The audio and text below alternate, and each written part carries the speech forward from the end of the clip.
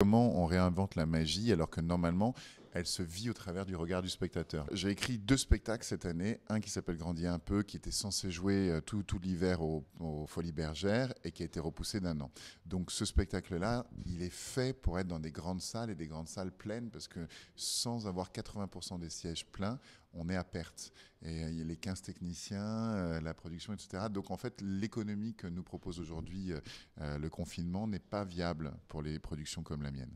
Donc c'est impossible de remonter sur scène pour le moment. Et l'autre spectacle que j'écris, donc Connexion que je joue, il est déconnecté finalement. C'est un spectacle qui s'appelle Connexion, mais qui est déconnecté d'un confinement ou pas, parce que c'est un spectacle. Et le spectacle, je l'ai écrit dans l'idée de le jouer de manière digitale, spécifique à cet outil digital, dans l'idée de se connecter où qu'on soit, quelle que soit la distance, qu'on soit tous réunis, qu'on puisse lire dans les pensées les uns des autres, même si les grands-parents et les petits-enfants sont loin les uns des autres, de partager de la magie ensemble. Et donc, l'idée même du spectacle, elle est du fait qu'on soit chez soi.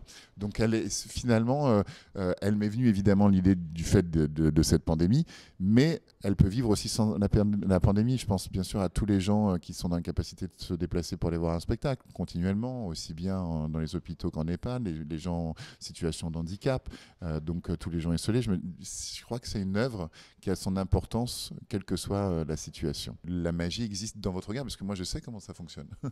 Moi je connais le truc, et puis je le fais en plus. Donc sans vous, il n'y a pas de surprise, il n'y a pas d'émerveillement. Et l'idée, c'est cet écran géant qui est juste là, qui est un écran tactile interactif, qui me permet, dans les 1000 personnes qui sont sur Zoom avec moi tous les soirs, de soit jouer avec chacun d'entre eux, c'est-à-dire avec tous ensemble. C'est des écrans de 50 à chaque fois, donc de voir 50 personnes par 50 personnes et d'interagir, de parler avec eux et de voir dans leur regard. Par exemple, on va établir des codes. Il faut qu'on recrée en fait tous les codes du spectacle dans cette nouvelle pièce qui s'appelle une room, dans cette nouvelle room digitale. Et par exemple, pour choisir, ils peuvent mettre la main devant la webcam. Et donc, c'est un choix. Par exemple, s'ils veulent une carte rouge ou noire, bah, tous ceux qui veulent la carte noire vont boucher leur webcam. Tous ceux qui veulent la carte rouge vont sortir de l'écran. On peut mimer, on peut faire plein de choses. Et puis aussi, tout d'un coup, je peux appuyer sur l'un et commencer à interagir, l'avoir en écran géant, donc encore plus proche que si je l'avais là, puisque son visage fait le double du mien, et interagir avec eux directement et parler avec eux et vivre avec eux pendant que tous les autres spectateurs sont en train d'observer cette relation qui est en train de se créer. Donc il y a plusieurs types de tours. Il y a les tours qui ont lieu ici.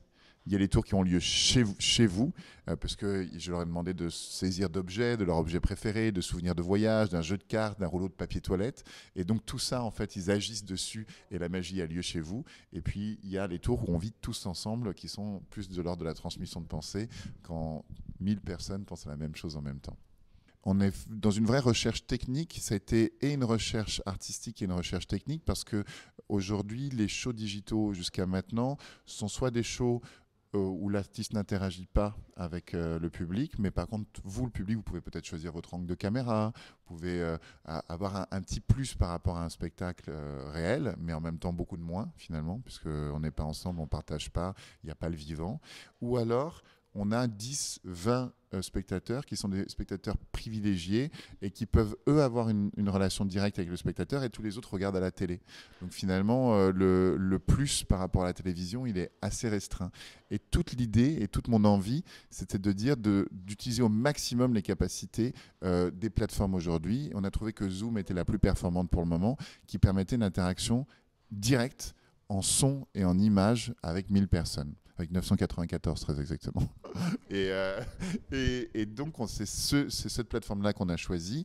Et nous, par un système vraiment de caméras, donc on a 4 caméras, une portable, 3 fixes, des remotes, l'écran géant tactile, on envoie nos images, notre réalisation à Zoom. Donc on essaye aussi de monter la valeur de production. J'essaye vraiment de faire un spectacle qui soit au niveau d'un spectacle professionnel de haut niveau. C'est pas genre on est sur Zoom, j'ai ma caméra Zoom et puis je vous fais des tours dans ce cadre-là. On a eu l'ambition de faire quelque chose que j'espère plus vivant, plus fort, plus interactif.